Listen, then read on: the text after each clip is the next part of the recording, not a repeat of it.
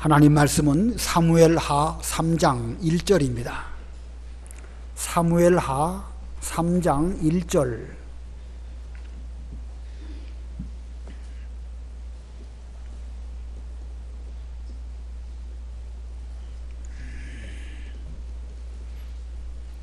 사무엘하 3장 1절 말씀 봉독합니다. 사울의 집과 다윗의 집 사이에 전쟁이 오래매 다윗은 점점 강하여 가고 사울의 집은 점점 약하여 가니라. 다윗이 헤브론에서 아들들을 낳았으되 맏아들은 암논이라. 이스라엘 여인 아히노암의 소생이요 둘째는 길르압이라. 갈멜 사람 나발의 아내였던 아비가일의 소생이요 셋째는 압살롬이라. 그술 왕 달메의 딸 마아가의 아들이요 넷째는 아도니아라. 학깃의 아들이요 다섯째는 스바랴 아비달의 아들이요 여섯째는 이드르암이라. 다윗의 아내 에글라의 소생이니 그들은 다윗이 헤브론에서 낳은 자들이더라. 사울의 집과 다윗의 집 사이에 전쟁이 있는 동안에 아브넬이 사울의 집에서 점점 권세를 잡으니라. 사울에게 첩이 있었으니 이름은 리스바요 아야의 딸이더라. 이스보셋이 아브넬에게 이르되 내가 어찌하여 내 아버지의 첩과 통간하였느냐 하니 아브넬이 이스보셋의 말을 매우 분하게 여겨 이르되 내가 유다의 개 머리냐? 내가 오늘 당신의 아버지 사울의 집과 그의 형제와 그의 친구에게 은혜를 베풀어 당신을 다윗의 손에 내주지 아니하였거늘 당신이 오늘 이 여인에게 관한 허물을 내게 돌리는도다. 여호와께서 다윗에게 맹세하신 대로 내가 이루게 하지 아니하면 하나님이 아브넬에게 벌 위에 벌을 내리심이 마땅하니라.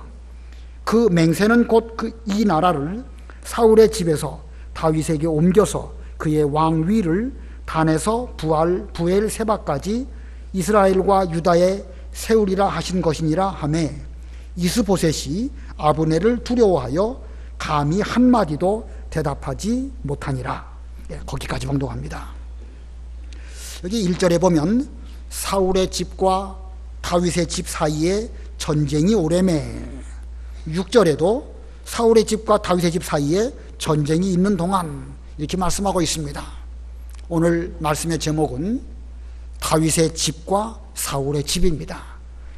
성경에는 사울의 집이 먼저 나왔지만 아무래도 순서적으로는 다윗이 먼저입니다. 신앙적으로. 그래서 다윗의 집과 사울의 집. 여기서 말하는 집이라는 것은 어떤 건물의 집을 말함이 아니고 사람들, 무리들 혹은 그 세력들을 의미합니다. 다윗을 따르는 사람들 그리고 다윗을 추종하는 그 세력들, 그런 뜻입니다. 하나의 그 사람의 무리인 집단을 의미합니다.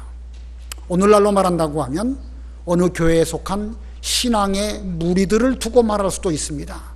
교회를 말할 수도 있고 교단을 말할 수도 있고 혹은 어떤 신앙관을 갖고 있는 사람들을 말할 수 있습니다.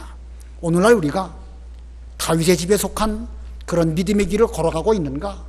아니면 사울의 집에 속한 것처럼 잘못된 욕심에 이끌려서 망하는 길로 가면서도 망하는 줄도 모르고 그 길로 가고 있는지 오늘 본문을 통하여 우리가 우리 자신의 모습을 잘 살펴봐야 할 것입니다. 이스라엘 나라가 왕국으로 세워지면서 이 초기에 두 사람의 인물이 등장하게 되는데 한 명은 사울이고 또 한 사람은 다윗입니다. 이스라엘 백성들이 왕을 구함으로 이제 제비를 뽑았을 때에 베냐민 지파 기스의 아들 사울이 왕위에 오르게 됩니다.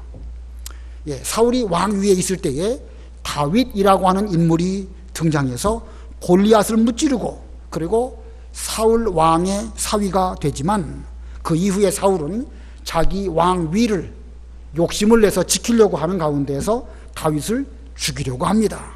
그러다가 결국 사울은 죽게 되죠. 전쟁에 나가서 죽게 됩니다. 이 사울이 죽였음에도 불구하고 다윗이 즉시 그 이스라엘의 왕위에 오르지는 않습니다. 그리고 오랫동안 이 다윗을 따르는 그 세력과 사울의 집 세력 간의 전쟁이 계속되어집니다. 자, 이 다윗과 사울 사이에 지리한 그 다툼이 이제는 양쪽 집안의 세력 다툼으로 확전이 되어서 그 전쟁이 7년 동안 계속되어집니다. 이 전쟁이 어떤 전쟁이었을까? 여기 3장 1절과 6절에서 말하는 그 전쟁은 어떤 전쟁이었을까? 사무엘하 2장 28절 읽어보세요. 2장 28절 요압이 나팔을 불매 온 무리가 머물러 서고 다시는 이스라엘을 쫓아가지 아니하고 다시는 싸우지도 아니하니라. 예, 다시는 이스라엘을 쫓아가지도 아니하고 다시는 싸우지도 아니하였다. 그 기브온 못 양쪽에서 12명씩 나와가지고 서로 장난하자라는 말을 하다가 그만 사람이 많이 죽게 되었고 그것이 발단이 되어서 점점 큰 전쟁으로 번질 뻔하였는데 그때에 요압이 나팔을 불어서 형제 치는 것을 멈추도록 했습니다. 이스라엘 나라에 내전이 일어난다고 하면 이겨도 이긴 것이 아니겠죠. 그래서 요압이 그 순간 올바른 판단을 해서 나팔을 불므로 다윗 사람들이 그 이스보셋 사람들을 추격하는 일을 멈추게 되었고 다시는 쫓아가지도 아니하였고 다시는 싸우지 아니하였다. 이렇게 말하고 있습니다. 그런데 여기 3장 1절이나 6절에서는 이 사울의 집과 다윗의 집 사이에서 전쟁이 있었다 이렇게 말하고 있는데 여기서 말하는 전쟁은 그러므로 칼이나 창을 가지고 싸우는 이런 전쟁이 아니고 다윗의 집 세력과 사울의 집 세력 사이에 대결이 있었는데 서로 적대 감정을 가지고 오랫동안 긴장된 어떤 대립 상태가 오래되었다 이런 의미입니다. 칼과 창으로 싸웠다는 그런 열전이 아니라 오늘날로 쉽게 말하면 냉전 상태로 오랫동안 지속되었다 그런 의미입니다. 자, 그런데요 단지 긴장된 그런 대립 상태 속에서 어떤 변화가 있었는가? 1절 우리 다 같이 합독하겠습니다. 1절 시작. 사울의 집과 다윗의 집 사이에 전쟁이 오래매 다윗은 점점 강하여 가고 사울의 집은 점점 약하여 가니라. 아주 중요한 의미를 우리에게 교훈하고 있습니다. 다윗은 점점 강하여 가고 사울의 집은 점점 약하여 가니라. 자, 단순히 한 절의 말씀이지만 이 말씀 속에는 상당히 많은 의미를 함축적으로 내포하고 있습니다. 하나님의 원리에 순리에 순종해서 나아가는 다윗은 점점 그 세력이 커가는 가운데서 강해지지만 그 교만하다가 하나님 말씀을 순종하지 아니하고 그 다윗이 죽었음에도 불구하고 잘못된 욕심에 이끌려서 그 세력 다툼이나 하고 그냥 권세욕이나 내놓지 않으려고 하는 그들에게 대해서는 점점 약해져 가는 것, 이것이 하나님이 일하신다는 증거입니다. 하나님의 섭리에 순종하는 다윗은 시간이 가면 갈수록 점점 강해지지만 하나님의 섭리에 불순종하고 자기 욕심을 따르고 교만한 가운데 있는 그런 사람에게는 하나님께서 살아계신 것을 보여주시기 위하여 그들의 길은 지금 당장은 아니지만 시간이 가면 갈수록 점점 약해지다가 결국 망하게 되는 것이 하나님이 정하신 원리입니다. 오늘날의 역사도 이와 똑같이 흘러갑니다. 의인의 길에서 다윗과 같이 사는 사람, 그런 사람은 해가 돋는 것처럼 점점 밝아져서 나중에는 정오의 태양과 같이 점점 강력해지는 이런 길을 걸어갑니다. 그러나 반대로 악인의 길에 서서 사울과 같은 길을 걸어간다고 하면 본인도 하나님의 심판을 받겠지만 그가 죽은 이후에도 사울의 집안이 점점 약하여 간 것처럼 그 세력 역시도 하나님의 진노로 약하여져 갈 수밖에 없습니다.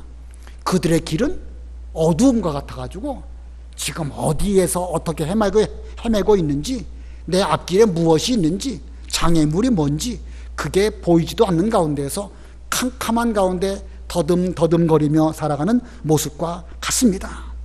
그러므로 지금 우리가 하나님의 섭리를 따라가는 다윗의 길, 의인의 길에 있다고 하면 지금 당장은 좀 힘들고 어려워도요, 잘 참고 인내해야 됩니다. 우리가 걸어가는 이 길이 하나님께서 인정하시는 올바른 길이라고 확신한다고 하면 그 믿음을 가지고 우리는 현재의 자리에서 잘 참고 인내하며 기다려야 됩니다. 씨를 뿌릴 때에도 좋은 땅에 뿌려졌다는 것은 착하고 좋은 말씀으로 그 말씀을 잘 받고, 착하고 좋은 마음으로 그 말씀을 받고, 그 다음은 뭐 해야 되는 것이죠? 인내로서 결실하는 것이다. 성경에는 그렇게 말씀하고 있습니다. 말씀을 잘 받고, 이것이 믿음이고 이것이 진리고 우리가 걸어가는 이것이 확실하다, 하나님의 섭리에 맞는 길이다 라고 하면 그 다음에는 인내로서 결실할 때까지 끝까지 참아야 하는 것입니다. 인내하지 못하고 조바심이 나서 자기 나름대로 뭘 해보려고 애를 쓴다든지, 하나님의 그 섭리가 빨리 이루어지면 좋겠다라고 해서 서두른다고 하면, 그렇다고 해서 하나님의 섭리가 빨리 이루어지는 것은 아닙니다. 걸려야 할 시간만큼 하나님의 섭리에는 그만큼 반드시 시간이 걸려야 되는 것입니다. 다윗은 지금 유다의 왕이 되어서 헤브론에 지금 왕 위에 있습니다. 앞으로 그는 얼마 동안 거기에서 왕으로 있어야 되겠죠? 우리가 앞에서 배운 것처럼 7년입니다. 그러나 다윗이 내 정한 기간이 7년이다, 이걸 안 건 아니에요. 결과적으로 보니까 7년만 참으면 전체적으로 40년 왕 될 수 있는데, 지나놓고 보니까 깨달아진 것이지요. 그러나 그 당시에 다윗은 하루하루 지내면서 하나님의 섭리가 언제 이루어질까 참고 기도하는 가운데 하나님 뜻을 보여주시옵소서, 그는 계속 인내했습니다. 그러면서 7년 지나니까 그의 그 다윗의 집은 점점 강하여지는 이런 은혜를 입게 된 것입니다. 그리고 그런 속에서 또 사울의 집은 점점 약하여져 간 것입니다. 자, 오늘 이렇게 다윗의 집과 사울의 집에 대해서 배우는데, 두 대지로, 첫 번째 대지는요, 다윗의 집의 번성입니다. 다윗의 집의 번성. 2절로 5절 읽어보세요. 2절.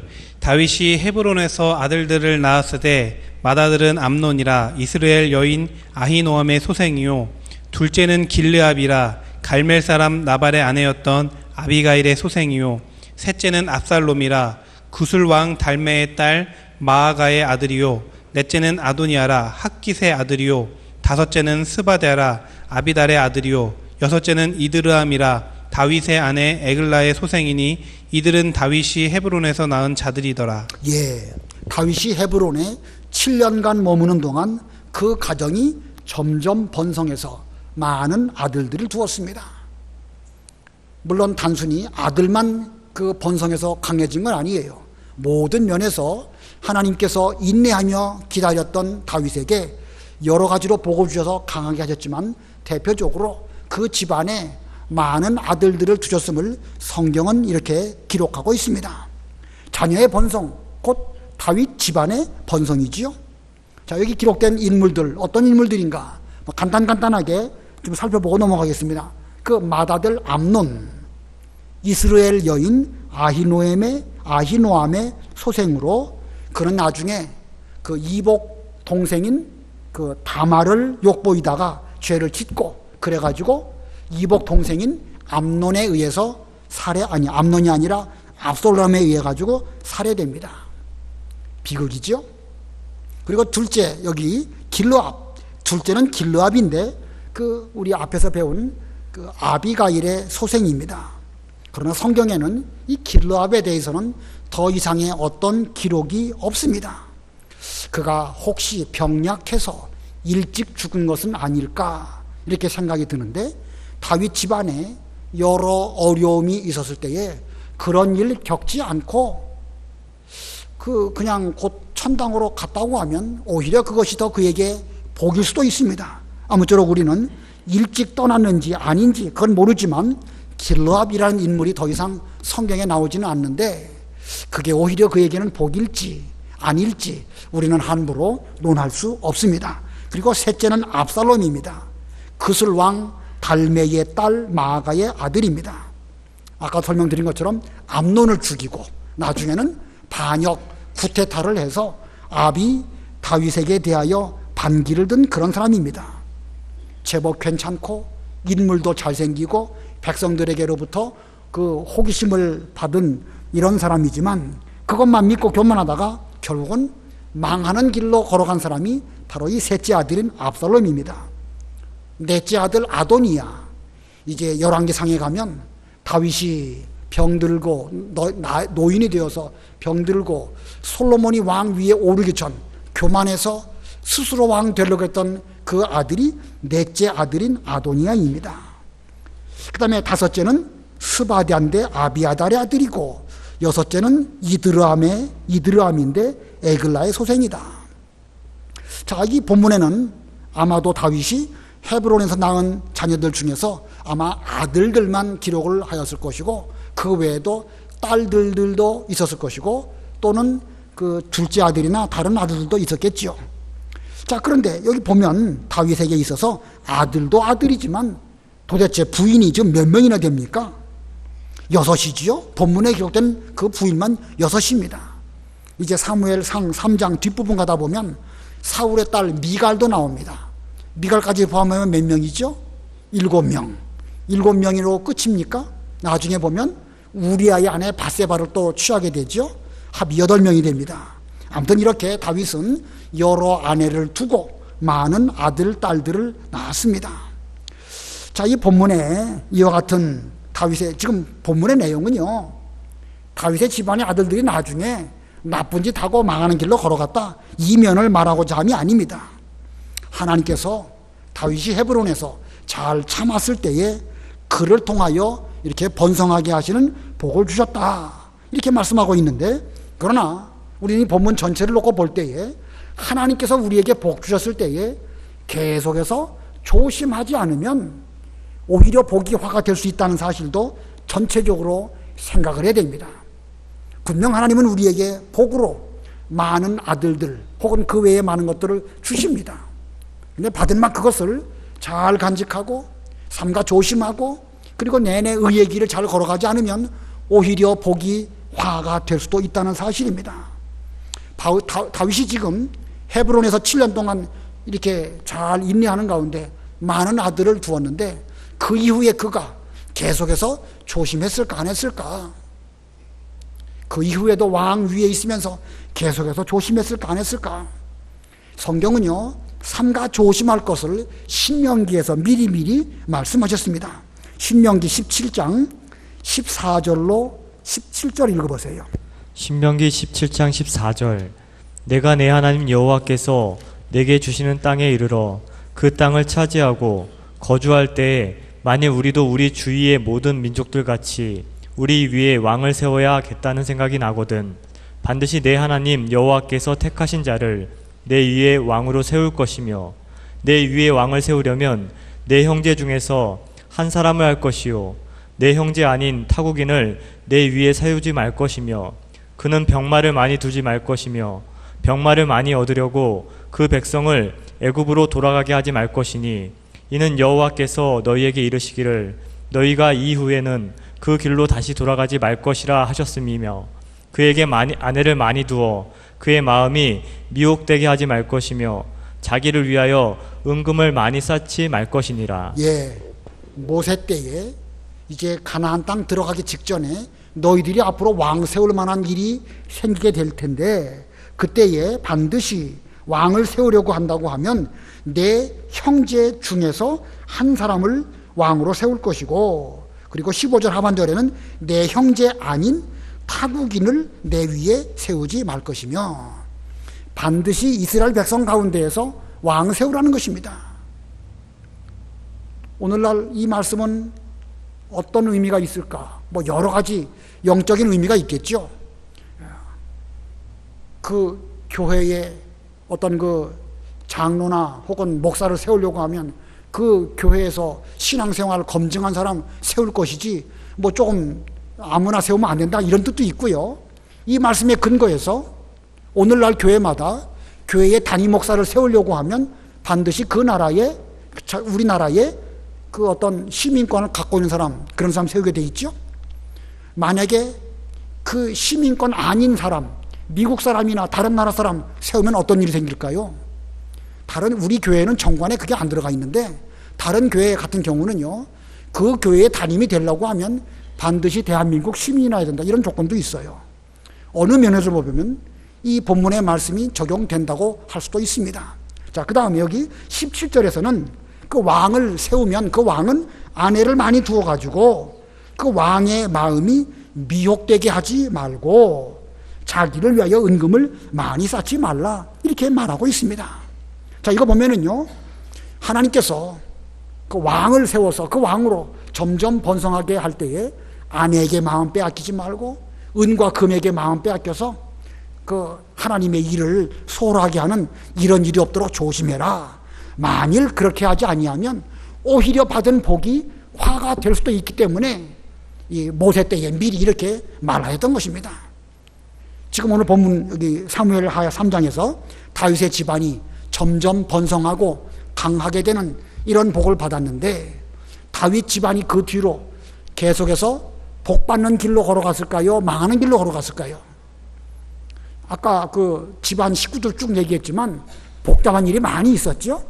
암논 문제, 또 뭐 압살롬 문제, 아도니아, 얼마나 시끄러운 일들이 다윗의 집안에 많이 있었습니까? 그러면 결과적으로 다윗의 집안이 계속해서 복 받는 길로 걸어갔을까? 망하는 길로 걸어갔을까?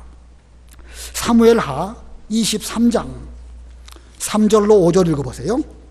사무엘하 23장 3절. 이스라엘의 하나님이 말씀하시며 이스라엘의 반석이 내게 이르시기를 사람을 공의로 다스리는 자, 하나님을 경외함으로 다스리는 자여, 그는 돋는 해의 아침빛 같고 구름 없는 아침 같고 비 내린 후에 광선으로 땅에서 움이 돋는 새풀 같으니라 하시도다. 내 집이 하나님 앞에 이같이 아니하냐? 하나님이 나와 더불어 영원한 언약을 세우사 만사에 구비하고 견고하게 하셨으니 나의 모든 구원과 나의 모든 소원을 어찌 이루지 아니하시랴. 자, 지금 이 말씀은 사무엘하 23장에 있는 말씀은요. 다윗이 이제 왕 위에 오래 있다가 그가 마지막으로 한 말이라고 여기 1절에 말씀하고 있습니다. 그는 자신은 돋는 해의 아침빛 같고 구름 없는 아침 같고 비 내린 후에 광선이 땅에 이렇게 그 비치는 것처럼 이렇게 비치는 그런 길을 걸어가는데 여기 5절에 보니까 내 집이 하나님 앞에 이같지 아니하냐 이렇게 말하고 있습니다. 다윗의 집이 하나님 보시기에 이와 같지 아니하냐 그렇다는 말이죠. 자, 그런데 이 즈음 암논은 이미 죽었고 길르압은 어떻게 되는지 모르고 압살롬은 반역하고 복잡한 일이 일어나고 이런 가운데에서 다윗은 자신의 집을 쭉 살펴보니까 비록 여러 문제가 없지는 않았지만 내 집이야말로 하나님께 복받아서 지금까지 온 집이 아니냐. 하나님의 언약이 우리 집에 함께 하시니 앞으로도 그 복은 계속될 것이다. 이렇게 다윗이 선언하고 있습니다.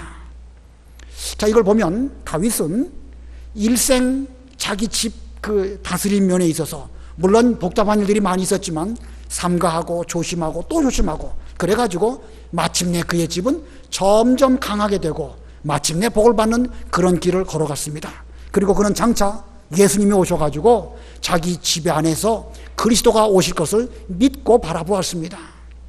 오늘날 우리도요, 사울의 집의 길을 걸어가고 있는지 다윗의 집의 길을 걸어가고 있는지 우리는 삼가 조심해야 되는데 이미 우리에게 복을 주셨다 할지라도 계속해서 조심해서 걸어간다고 하면 우리도 하나님 앞에 하나님께 갈 그 즈음 내 집이 하나님께 이와 같지 아니하냐 말할 수 있지 아니할까? 반드시 우리는 그런 복을 받아야 할 것입니다. 그러기 위해서는요 7년 동안 헤브론에서만 조심할 것이 아니라 그 이후에도 계속해서 조심하고 또 조심해야 됩니다. 하나님의 뜻이 무엇일까? 내 아들들이 지금 신앙생활 잘하고 있을까? 아닐까? 늘 살피는 그런 가정이 된다고 하면 하나님께서 그 집을 이렇게 계속해서 강하게 복에서 또 복으로 나아가는 그런 길로 인도해 주실 것입니다. 자, 그 다음에 두 번째 대지르는요 사울의 집의 쇠락입니다. 사울의 집의 쇠락이라는 말은 점점 약해지고 떨어지고 내려간다 그런 뜻입니다. 지금 이 사무엘하 3장을 우리가 보고 있는데 3장, 4장 쭉 보면은요 사울 계통의 사람들이 계속해서 내려가고 또 내려가고 결국은 쇠락하는 그런 길을 걸어가는 것을 보여줍니다. 그 길을 걸어갔던 이 당시의 사람들은 우리 사울의 집안, 우리 이 무리들은 앞으로 망하는 길로 걸어갈 것이다 라는 사실을 알고 갔을까요? 모르고 갔을까요? 알고 갔을까? 모르고 갔을까? 아마도 전혀 모르진 않았을 것입니다. 그러나 그들은 거기에 빠져나가지 못하고 계속 그 안에 머물다가 그만 망하는 길로 가게 되었습니다. 이 사건 진행이 점점 약해져 가니까 갑자기 뚝 약해지면 아이고 큰일 났구나, 하나님께서 우리에게 징벌 내리신다 라고 즉시 회개하고 돌이켰을지 모르겠지만 점점 천천히 시간 속에서 약해져 가니까 괜찮겠지, 하나님이 우리에게 뭐 설령 무슨 특별한 일은 있겠는가 이렇게 하면서 마음을 편안하게 놓고 그냥 하다가 보니까 결국은 망하는 길로 걸어가고 만 것입니다. 자, 이게 무서운 일이에요. 정말 무서운 일입니다. 갑자기 뚝 떨어지면 벼락이라도 쳐가지고 우리에게 긴장하게 만든다고 하면 즉시 회개할 수 있는데 꼭 그런 건 아니에요. 꼭 그런 건 아닙니다. 때에 따라서는 점점, 본문에서도 점점 약하여 가니라 이렇게 말하고 있죠. 점점 약하여 간다. 이게 무서운 것입니다. 이 커다란 솥단지 안에, 그 안에다가 개구리 여러 마리를 집어넣고 개구리들이 느끼지 못할 정도로 서서히 그 물의 온도를 올린다고 하면 어떤 일이 발생할까요? 그냥 그 솥 안에 개구리들이 그냥 있다고 하면 나중에 가면 삶아서 죽게 되겠죠? 그런데 그 서서히 온도를 올리니까 피부로 못 느끼는 그 개구리들은요, 아직도 시간 여유가 있는 줄 알고 그냥 괜찮은 걸로 생각하고 거기서 그대로 머물게 되는 그런 실험을 한 사람이 있습니다. 그래서 그 물의 온도가 50도 이상, 60도 가까이 돼도 개구리들이 그냥 그 물 속에 있다는 것입니다. 60도면 상당히 뜨거운 물이잖아요. 자, 이게 왜 그러겠습니까? 실제로 어떤 변화가 갑자기 일어나면 43도만 돼도 손이 뜨겁거든요. 여러분 조격할 때 온도 43도 하면 뜨겁죠? 뜨겁다고요. 그런데 서서히 올리면 이게 피부로 못 느끼는 거예요. 그와 같이 하나님의 진노가 혹은 하나님의 섭리가 서서히 일어나면 이거 징계가 임하는 것인지 복이 오는 것인지 본인은 그냥 모르고 그냥 있다가 그만 마지막에 아차차하고 망하는 길로 걸어가게 되는 것입니다. 그래서 예수님께서는 너희가 천기는 분별하면서 왜 이 시대가 어떻게 돌아가는지에 대해서는 분별하지 못하느냐 하시면서 책망하시기도 하셨습니다. 아무쪼록 우리도 이 눈치 없는 개구리들이 그 솥단지 안에서 내내 있다가 망하는 길로 걸어간 것 같은 그런 사울 집안 사람들 되지 말고 정신 차리고 우리가 지금 올바른 길로 걸어가는지 아니면 하나님의 섭리에 반하는 길로 걸어가고 있는지 좀 분별하는 이런 우리가 되어야 됩니다. 자, 그런데 이 사울 집 사람들은요, 이 눈치 없는 개구리 같은 사람들이 많았습니다. 그래서 점점 약하여 가는 속에서도 느끼지 못하다가 나중에 가고 한꺼번에 다 죽고 마는 이런 일이 벌어지게 됩니다. 역사가 그런데 이것은 역사가 그렇다는 얘기는 오늘날도 얼마든지 그렇다는 얘기죠. 본문 6절 우리 다 같이 합독하겠습니다. 6절 시작. 사울의 집과 다윗의 집 사이에 전쟁이 있는 동안에 아브넬이 사울의 집에서 점점 권세를 잡으니라. 사울 집안이 쇠락하게 된 원인이 무엇일까? 이게 본문 가운데서 몇 가지를 살펴보면은요, 첫 번째는요, 질서가 없는 것입니다. 질서가. 아브넬이 있고 거기에 이스보셋이 왕으로 있습니다. 이스보셋이 높습니까? 아브넬이 높습니까? 직위로 보면 이스보셋이 왕이에요. 아브넬은 자기의 군사령관입니다. 그러나 이제 나이적으로 볼 때에 이 아브넬은 이스보셋의 작은 할아버지에 해당되니까 어떤 그 집안으로 본다고 하면 어른일지 몰라도 그러나 어디까지나 나라에는 질서가 있습니다. 그런데 이 질서가 무너지게 되니까 아브넬이 사울의 집에서 점점 권세를 잡고 자기 마음대로 나라 일을 마음대로 하는 이런 일이 벌어지고 말았습니다. 이때 아브넬이 정신을 차려가지고 내가 이 나라의 질서가 내가 왕보다 더 권세가 있으면 안 되지. 이렇게 생각하고 모든 권세를 다 이스보셋 왕에게 이양하고 자기는 초야에 묻혀서 그냥 평안하게 살았다고 하면 아마 그는 아무 문제 없이 사울의 집안도 뭐 좋은 일이 있을 수 있을 것입니다. 그러나 이 권세에 관한 욕심이라는 것은 대단히 무섭습니다. 이 아브넬은 지금 왕도 무시하고 자기가 권세를 잡았다고 해가지고 그 권세를 끝까지 붙들고 있다가 나라가 망하는 길로 가는 그런 그 원인 제공을 하고 말았던 것입니다. 지금 질서가 무너진 것을 발견하게 되고 그 다음엔 또 어떤 문제가 있었는가? 7절 8절 읽어보세요. 7절 사울에게 첩이 있었으니 이름은 니스바요 아야의 딸이더라. 이스보셋이 아브넬에게 이르되 내가 어찌하여 내 아버지의 첩과 통관하였느냐 하니 아브넬이 이스보셋의 말을 매우 분하게 여겨 이르되 내가 유다의 계머리냐 내가 오늘 당신의 아버지 사울의 집과 그의 형제와 그의 친구에게 은혜를 베풀어 당신을 다윗의 손에 내주지 아니할거늘 당신이 오늘 이 여인에게 관한 허물을 내게 돌리는도다. 예. 자, 본문을 잘 보면은요, 지금 윤리도덕이 다 무너지고 타락하고 음란한 죄를 지으면서도 그것을 책망하는 사람에 대해서 거꾸로 그 반항하는 이런 모습이죠. 그러므로 지금 두 번째 문제는요, 타락입니다. 타락. 윤리도덕의 타락입니다. 이 사울 집안에 사울이 죽기 전에 데리고 살았던 첩이 있었는데 그 첩의 이름은 리스바입니다. 아마 왕의 첩이니까 제법 예뻤겠지요. 그런데 권력을 주게 된 이 아브넬이 사울의 첩이었던 리스바와 통관을 하였습니다. 자동차가 있는데 달리기는 잘하지만 브레이크가 없다고 하면 그거 큰 문제지요. 제어 장치가 없는 권력은요, 결국은 부패할 수밖에 없습니다. 왕보다 위에 올라앉은 아브넬은 무소불위의 권력을 마음대로 휘두르면서 사울의 첩이었던 리스바를 이 범하는 통관하는 음행죄를 짓고 말았습니다. 이것은 단순히 음행죄로 끝나는 것이 아니고 아브넬과 이스보셋 사이에 틈이 벌어지게 되는 그 국가 권력의 문제가 되는 여러 가지 이 원인 제공을 하게 되는 것입니다. 이스보셋이 아브넬에게 어찌해서 우리 아비의 첩이었던 이 리스바를 범합니까? 라고 지적을 하니까 아브넬이 뭐라고 말하냐면 이래봬도 내가 사울 집을 위해서 이만큼 노력해서 여기까지 왔는데 내가 나를 유다의 개 머리 정도로 생각하느냐? 내가 여자를 좀 건드렸기로서니 나에게 이렇게 내 허물을 돌리느냐? 지금 자기 죄를 지적하는 왕에게 대해서 거슬러 말하고 아주 이 오만방자한 이 사람이 바로 이 아브넬입니다. 지금 사울 집안에 질서도 무너졌고 윤리도덕이 다 땅에 떨어지고 아주 타락한 이런 모습 발견하게 됩니다. 더러운 죄를 짓고서도 양심이 마비되어서 누가 뭐라고 말해도 듣지도 않고 오히려 큰소리치는 아브넬.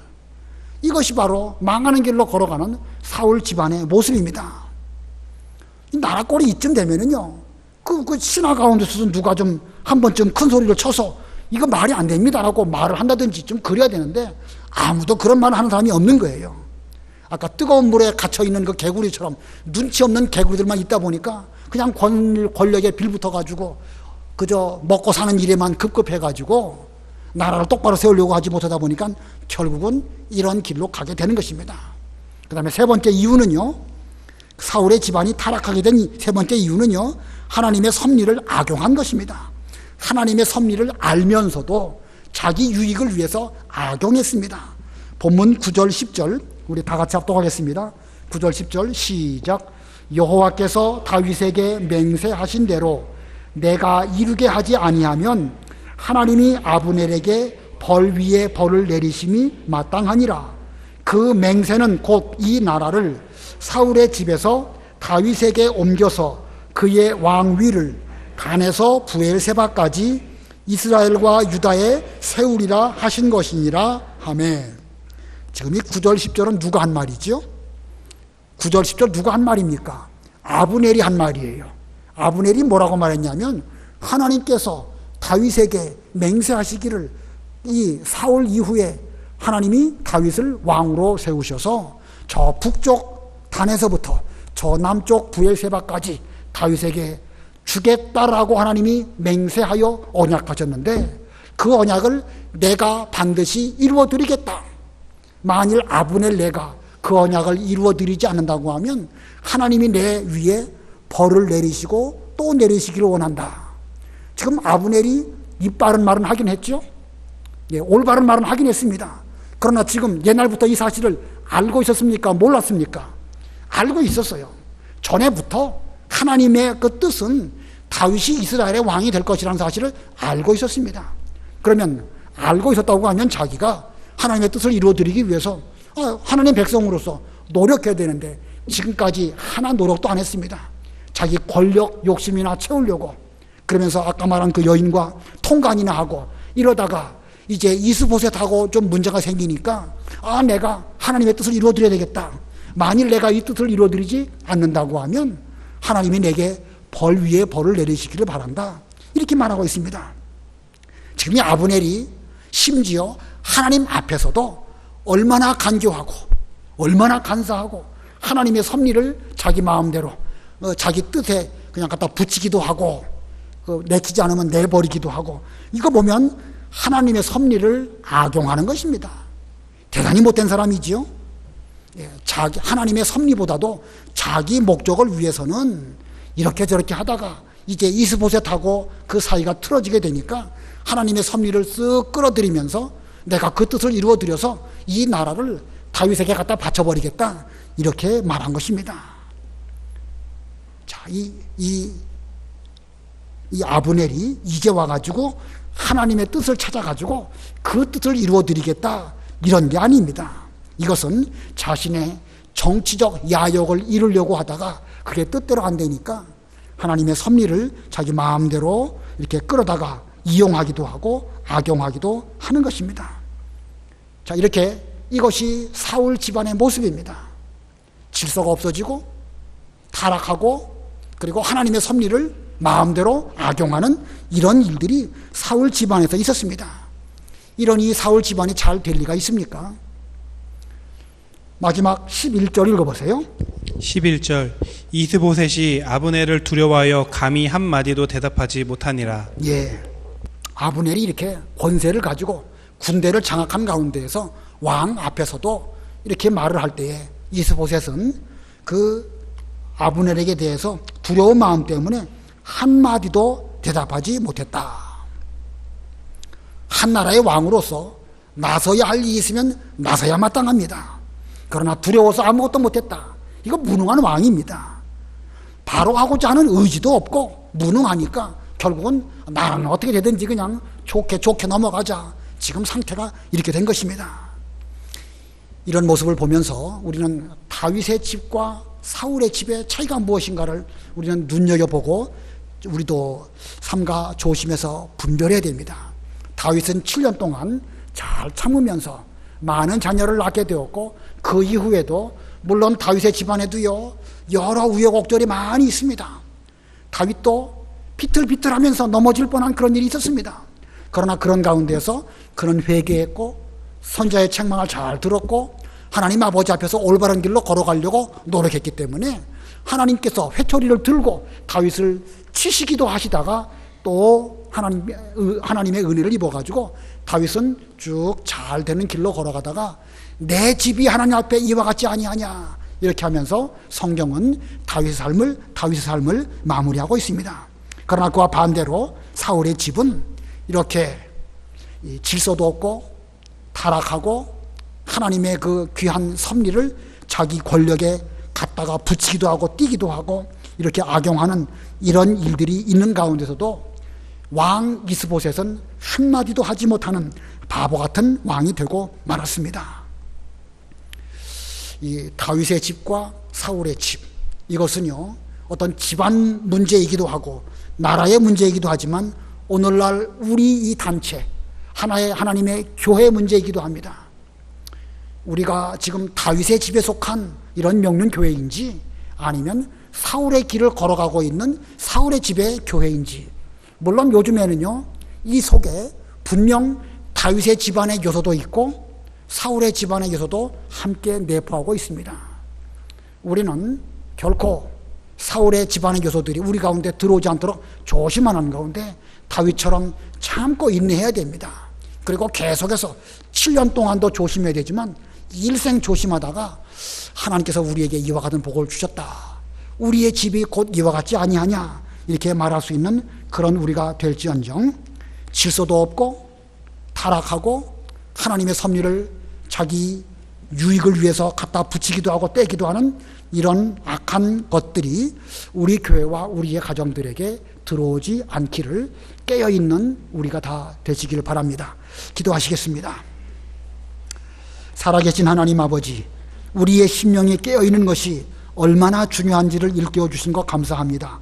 바디메어도 깨어 있었기 때문에 예수님을 만나게 되었고 또 다윗도 여러 어려운 일들을 겪었지만 7년 동안 잘 참았고 나머지 또 33년 동안에도 그는 조심하는 가운데 회개함으로 바른 길을 잘 걸어가는 훌륭한 이스라엘의 왕이 되었습니다.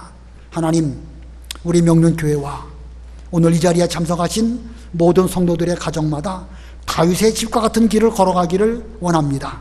하나님, 저희들 분별력 주시옵시고 천기도 분별할 줄 알지만 이 시대가 어떻게 흘러가고 있는지, 우리의 신앙은 지금 어떠한지, 내가 지금 캄캄한 어두움의 길을 걸어가고 있는지 아니면 환한 올바른 대낮의 길을 걸어가고 있는지 자신을 늘 살필 수 있는 저희가 되게 해 주시옵소서. 예수님의 이름으로 기도드리옵나이다. 아멘.